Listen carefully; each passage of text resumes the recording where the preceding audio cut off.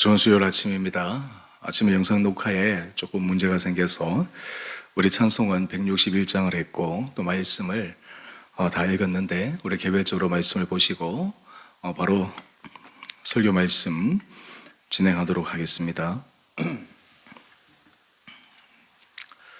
어제 이어서 오늘 우리는 부활하신 예수님의 사건을 묵상하고 있습니다. 어제는 빈 무덤을 통해서 예수님의 부활을 증거하는 부분을 묵상했고, 오늘은 실질적으로 부활하신 예수님을 만난 사람들을 통해 부활에 대한 증언을 함께 묵상하기를 원합니다. 11절 이하의 말씀을 보면 예수님의 무덤을 찾으러 갔던 마리아는 예수님의 시신이 없어진 것을 보고 슬퍼하며 그 시신이 어디 갔나 궁금해하며 근심하고 있습니다. 이때 그는 그 예수님의 시신 놓인 곳에 머리편에 그리고 발편에 두 천사가 앉은 것을 봅니다. 그리고 이어서 바로 부활하신 예수님을 만납니다. 그런데 처음 부활하신 예수님을 만났을 때 마리아는 그분이 예수님이신지 알지 못했습니다. 14절 말씀 참고하시면 됩니다. 그런데 15절 말씀을 보면 예수님께서 마리아에게 왜 울고 있느냐 말씀하시는데 마리아는 동산직인 줄 그렇게 생각합니다. 여기서 우리가 하나 힌트를 얻을 수 있는 것은 부활하고 난 다음 우리의 모습은 어떻게 될까? 예수님께서 부활하신 후의 모습이 제자들에게 어떻게 보여졌을까? 만약 육신의 모습 그대로였다면 마리아가 예수님을 몰라볼 리가 없습니다. 즉시로 알아보았을 것입니다.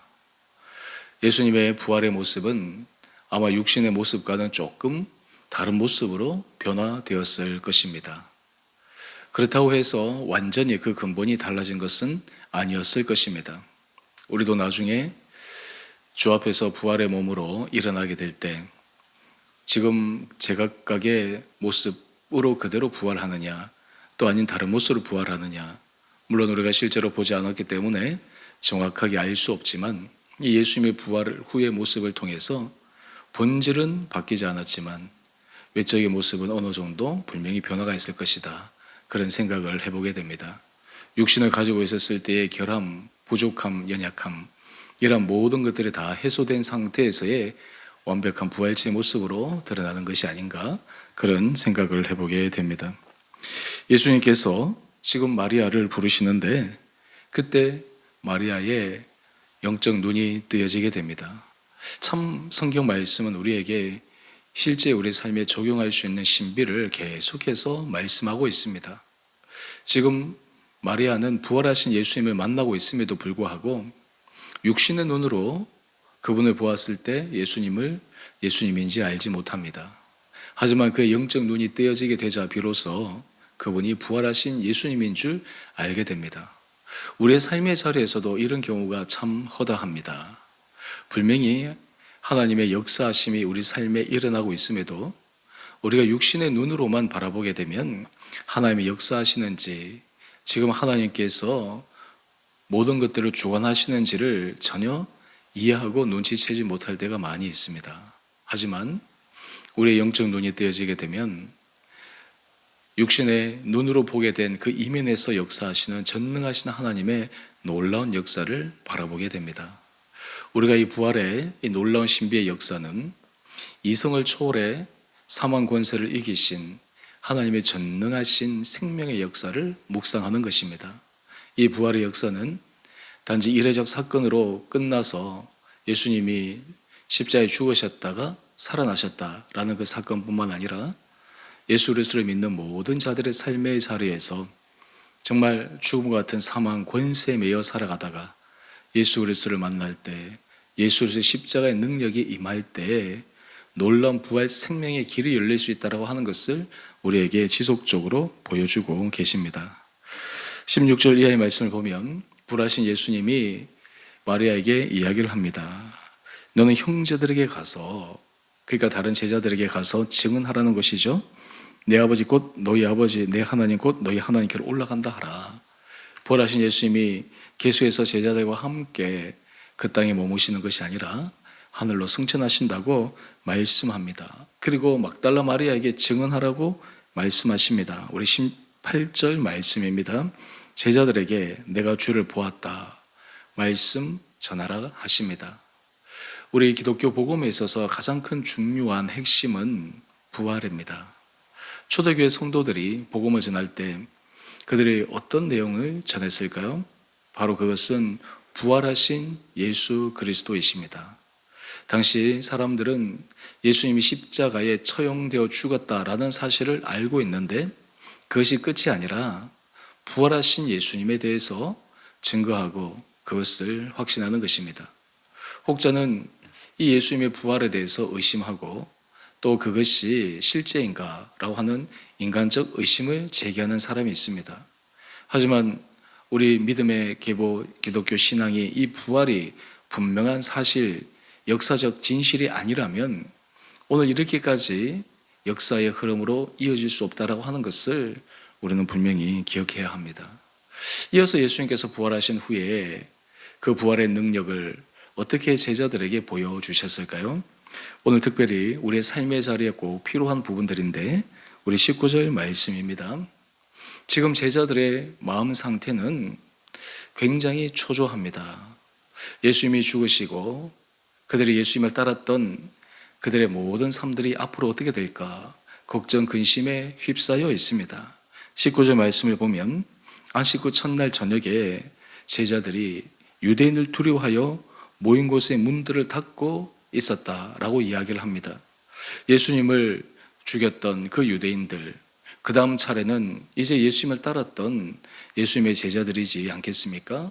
이제 다음 차례는 우리구나. 다음 차례 바로 죽을 순서가 나이구나. 이러한 생각들이 그들의 마음을 완전히 짓누르고 있었을 것입니다. 그런데 그러한 제자들 가운데 예수님께서 나타나셔서 말씀하십니다. 우리 19절 이하의 말씀입니다. 너희에게 평강이 있을지어다. 이런 부활 능력에 주님께서 주셨다라고 하는 가장 확실한 증거가 무엇일까요? 평강입니다. 평안입니다. 분명히 지금 실제적인 상황에서는 평안의 마음을 누릴 수가 없습니다. 환경이 변화된 것은 하나도 없습니다. 그대로입니다. 어쩌면 더 악화되었을 수도 있습니다. 그런데 예수님께서 그들 가운데 나타나셔서 평강을 선포하십니다. 우리가 이 세상을 살아갈 때 우리에게 원하는 하루하루의 정말 소망 가운데 하나는 좀 마음 편안하게 살았으면 좋겠다. 이 걱정 저 걱정 안 하고 좀 평안하게 살았으면 좋겠다. 사실 우리의 삶의 자리에서 걱정거리들이 얼마나 많습니까? 이 걱정 저 걱정 이 일 저 일 생각하면 생각할수록 우리 마음이 답답해지고 우리의 생각이 혼란스러워집니다. 하지만 부활하신 예수님을 우리는 믿고 신뢰하고 만나게 되면 세상이 줄 수 없는 그 평강의 은혜를 경험하게 됩니다. 오늘 21절 말씀 예수님께서 계속해서 그들에게 평안의 은혜를 선포하십니다. 너희에게 평강이 있을지어다. 근데 여기에서 또 하나 예수님께서 제자들에게 평강을 선포하신 이유가 있습니다. 우리 신앙생활은 단지 내 마음이 편하자고 내가 축복받자고 하는 그런 차원에서의 머무르면 진정한 신앙의 본질에 접근하지 못하고 있는 것입니다. 예수님께서 이 평강의 은혜를 선포하신 이유는 바로 우리 21절 중반절 이하의 말씀인데요. 아버지께서 나를 보내신 것 같이 나도 너희를 보내노라. 평강의 은혜를 주신 이유는 단지 우리가 삶의 자리에서 걱정 근심 없이 살아가는 그러한 삶이 평강을 주시는 주요한 목적과 이유가 아니라 아버지께서 나를 보내셔서 두려움에 떨고 있던 제자들에게 평강을 선포하신 것처럼 이제 부활하신 예수님을 만난 제자들에게 예수님께서 나도 너희를 보내노라.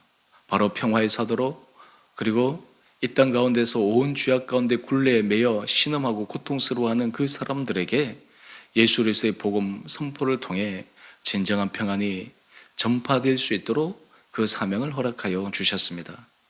우리 삶의 자리에 하나님께서 예수 그리스도의 부활의 능력으로 평강의 은혜를 주시는 이유는 우리가 바로 각자의 삶의 자리에서 평강을 누리지 못하고 고통스러워하고 답답해하고 무기력하고 힘들어하는 사람들에게 평강의 은혜를 전하고 나누는데 우리의 삶이 쓰임받기를 주님께서 원하시기에 바로 부활하신 예수님께서 우리들에게 평강의 은혜를 허락하여 주십니다.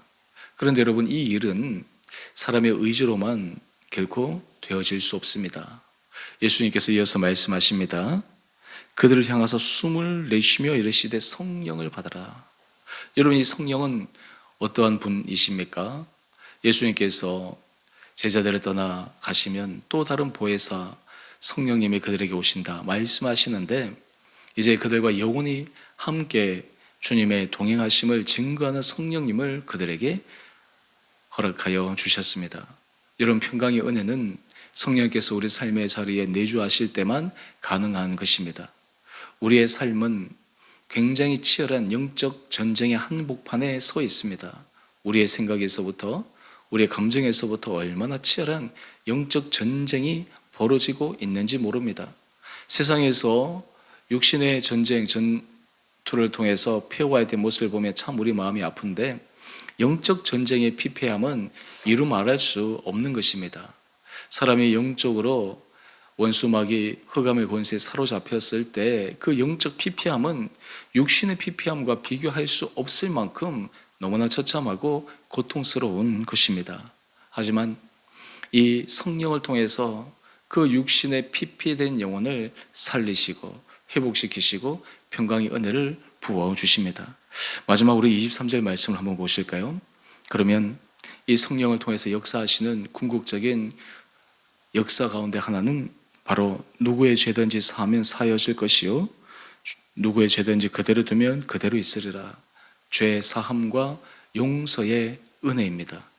우리가 주님의 은혜 아래 서 있을 때 우리가 예수 그리스도의 십자가 보혈로 죄 사함을 받았다라고 하는 이 인식의 고백은 또한 우리 안에도 죄 사함과 용서의 마음을 허락하여 주십니다.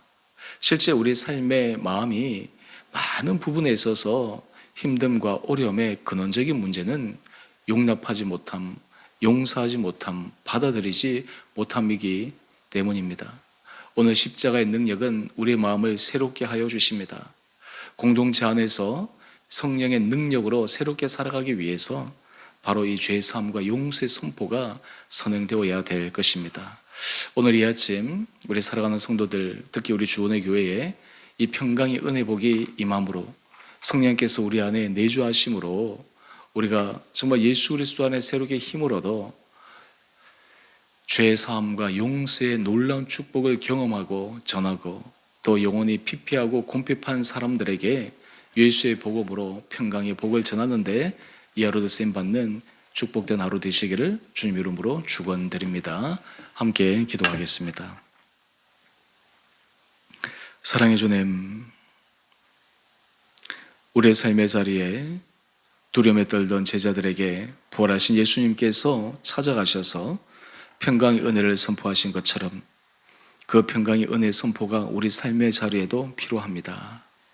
지치고 고난 우리 온 성도들의 심령 가운데 부활하신 예수님의 평강의 은혜 선포가 심령 가운데 선포되어짐으로 심령 안에 모든 죄의 사슬과 결박에서 매였던 심령에 자유와 기쁨과 감사의 은혜가 넘치는 축복의 삶으로 변화시켜 주시옵소서.